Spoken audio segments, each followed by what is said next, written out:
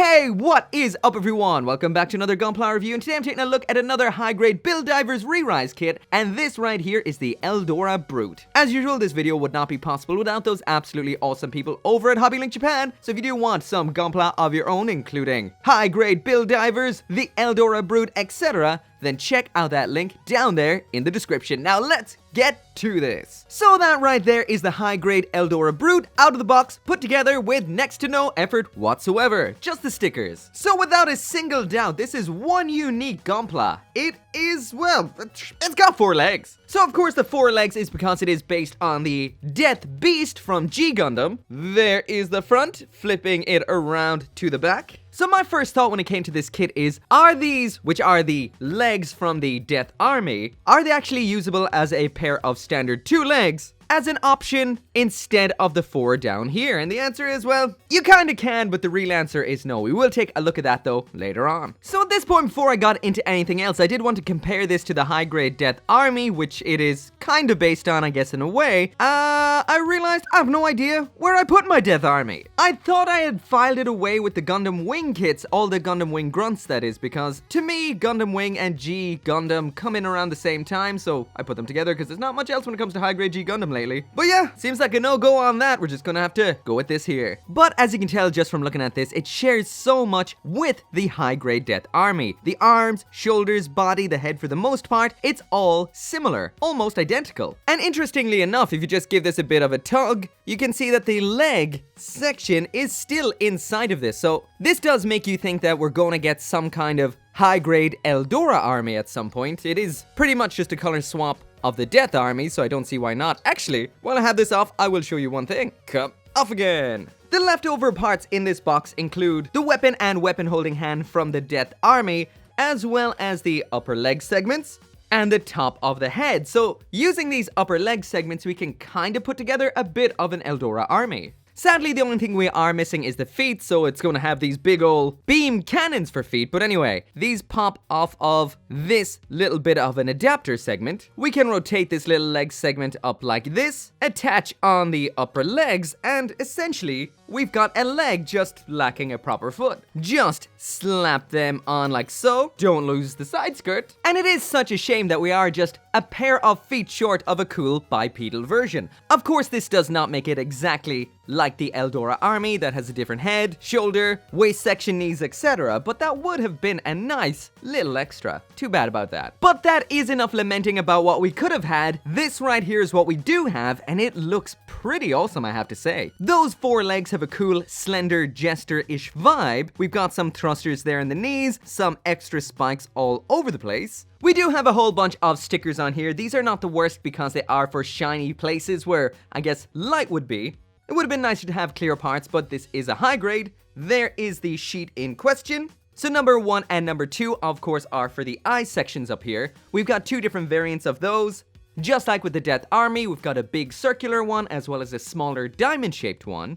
As for number 3, 4, and 5 there, those are all small diamond-shaped ones. Those are, of course, what you can see up there on the forehead, as well as on the chest right there. Skipping past 6 for a second, number 7, those are for on those big old cannons up there on the backpack. Actually, this isn't even a backpack. This connects onto the waist down here. We do have the standard backpack adapter as well in there on the back, but I will mention, or should I say, talk about that later on. And number 6 on the top right-hand corner there, which I had skipped over, that isn't actually on the robot itself. That is actually on the top of the quad dent. Is that what it's called? Nope. Tetradent. Right there on the top for blasting off some beams. But we will take a look at that later. So yeah, all in all, without a single doubt, this is one unique looking kit, but those legs are a bit of a letdown. But we'll talk about that later on, after the accessories. There, that was easy. Seriously though, there is the high-grade Eldora Army with absolutely everything that it comes with. The Tetradent. Well, technically the Death Army's club, rifle, as well as this extra hand is included on the runners, but these aren't necessarily an official part of the kit per se. So the Tetradent right here, which kind of sounds like the name of toothpaste or something, but this is pretty nice. It's all in the one color. It's a very uniquely designed spear weapon. There is that one sticker right there in the top that, of course, is a beam weapon. According to the instructions in the story, the top part can be launched, so can that be removed? I guess it can be taken off at that point, but we don't get any kind of wire to attach it, like the instructions says that it had in the show. As for hands with this kit, we only get your standard set of holding hands. Well, we do get this one in here as well for holding that clubby. These are the same as the ones on the Death Army, so they have a ball joint as well as a bit of a flex there, which is pretty cool. You attach the Tetradent in the standard way you expect, which is pop off the back of the holding hands, just put it in there like so, connect the back of the hand back on, and there we go. The grip here is fine. This guy has absolutely no problem holding such a big, massive weapon. That is nice. It can hold it one-handed like you see right here, or two-handed like you're seeing right now, ready to charge, or pop off some shots. And like I mentioned earlier on, the weapon from the Death Army is included here as well. This can be held in this hand like so for some bashy, or held in the standard holding hand like this for some pew. So it is nice to find an extra weapon on the runner that you weren't expecting. I love that. So now moving on to the build and the articulation. The build on this is fine because it's such a simple kit. The shoulders can pop off quite often when you're trying to pose the spear, so that can be a little bit annoying, but they're not the worst. But for me, the biggest question before I got this kit was, how is the articulation on those 4 legs? Because this could be epic, and the answer is, they're disappointing. But anyway, from the head down. So the head right here is double jointed, so that means we do have a small giggity goo. There he is looking all the way up, all the way down. It can rotate side to side like this, so that collar does get somewhat in the way. The shoulders here are just your standard simple ball joints, so you get what you expect. It can move around like so, up, down, around like that. The arms connect directly into the shoulders, so the shoulder armor is separate, can move like so. There is the arm all the way up, so that is impressive enough. The usual upper arm rotating drill punch right here. There is the bend at the elbow, so just your standard 90 degrees. Ball joint and a bit of a hinge here at the wrist. Of course, this thing can rotate like we saw with the Death Army. I'm not sure if there's a purpose for that or not. Here you go. Here's your arm back. At the waist, this guy is rocking a fairly decent little ab crunch here. That's not so bad. Pretty good. It's also got quite a nice little rotation here as well. That is, well, side to side, all in all, pretty cool. It is blocked a little bit by those cannons at the back, but I have to say, impressive enough. The front skirting armor can flip up like this, showing the crippling disappointment that is the hip joints on the legs here, but we'll talk about that very soon. The side skirting armor can move up and down ever so slightly like this. There is no rear skirting, it's technically just these leg cannon dealies back here. These can move forward and back like this. That is pretty much it. There is a bit of a tilt up at the top segments for aiming those cannons, but in general, this guy looks like he's in danger of blowing his own arms off. These can move back like this, but there is no way he can tilt forward to fire, so yeah, his only real option is to singe the sides of its head. So just to give a better image of what the legs can, or should I say can't do, I'm gonna pop this guy off so we can have a better look. And all I can say here is why, oh why did Bandai do this? So that right there is how the legs attach on. It doesn't take a genius of any kind to see that that means no articulation at what should be its hips. This, or should I say all of this, is fused in place. All we get is this in and out, which is essentially useless.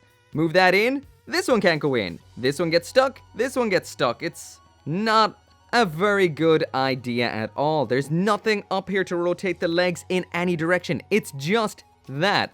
That is super disappointing. Especially because the legs on this thing look pretty cool. As for the bend at the knee, there we go. That is very nice. Once again, a shame about up here. Down at the ankles now, and these are double jointed, so we've got a bit of a pivot forward and back, which is inside the leg, and then we've got a ball joint down bottom. And in case you're wondering, the ball joint on these little feet right here do not fit onto these legs. I did try, hoping that we'd have some kind of small-footed, big-legged bipedal version of this, but yar, was disappointed. So because there is no rotation up here, the rest of the quite good articulation of the legs might as well not exist, because even though we've got a bend and a nice ankle, all these can do is swing in and out, swing in and out, swing in and out, and swing in and out. That's it. So if you bend this leg or bend this leg, they just start coming into contact. They all just end up meeting in the middle. So I don't know, what kind of pose is that meant to be? Not a good one, I can tell you that for nothing. But yeah, all jokes aside, if I do actually try to get this into some kind of pose, there's nothing it can do that makes any real sense, or that serves any kind of purpose. Like a four-legged mobile suit is an awesome idea,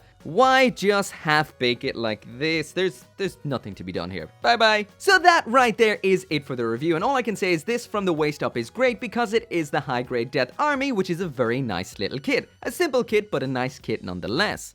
But this kit, of course, as you can tell, is super let down by those legs.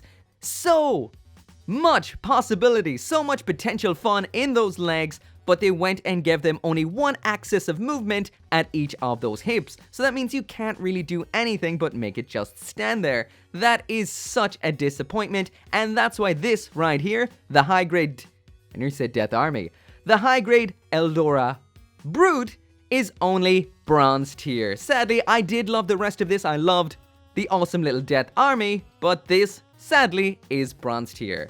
Build-wise and articulation-wise, for the most part, it is awesome. That is, of course, ignoring those hips. The weapon is pretty cool. It's simple, but it's big and it's awesome. We did also get that little extra weapon left over from the Death Army, which is always a nice little plus. But there really is no getting past those hips, which really let it down. Anyway, as always, if you do want one of your own, there is a link down there in the description. You can get yours at Hobby Link Japan, or for all your gunpla needs, link down there. As always, thank you so much for watching. Make sure to come back for more gunpla reviews, and I'll see you next time. Once again, all my thanks to each and every one of you guys. If it wasn't for you guys, this channel would not exist. So that's to everyone who watches these videos, hits that like button, and of course to those of you who support me on the channel memberships and Patreon, including Craig Jury, Mark Wu, Kaiser721, Forged Horizons, Bolwick, Tyler Sanders, Caleb Engelhart, Halo Creator, and Hank Handsome.